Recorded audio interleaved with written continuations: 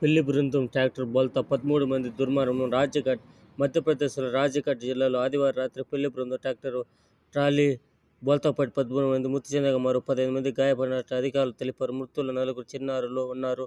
క్షతగాత్రుల్లో 13 మంది జిల్లా ఆసుపత్రికి పంపి పరిస్థితి విషమంగా ఉన్న ఇద్దరిని భోపాల్ తరలించారు. జిల్లా కలెక్టర్ హర్షదీప్ చెప్పారు. అయితే వీరికి ప్రాణాపాయం లేదన్నారు. పొరుగున ఉన్న రాజస్థాన్ నుంచి ఈ పెళ్లి బృందం వచ్చినట్లు స్థానికులు చెప్పారు. పెళ్లి చేసుకుని వివాహ వేడుకలకు పోయే సమయంలో ఈ విధంగా జరిగిపోయింది. ఆ దేవుడు ఈ విధంగా కష్ట సుఖాలతో ఎప్పుడు చెడుగులాట ఆడుతూనే ఉంటాడు. దేవుడా, ఇది ఈ ప్రపంచంలో ఈ విధంగా ఇంత కష్టం వస్తూనే ఉంటుంది మానవునికి.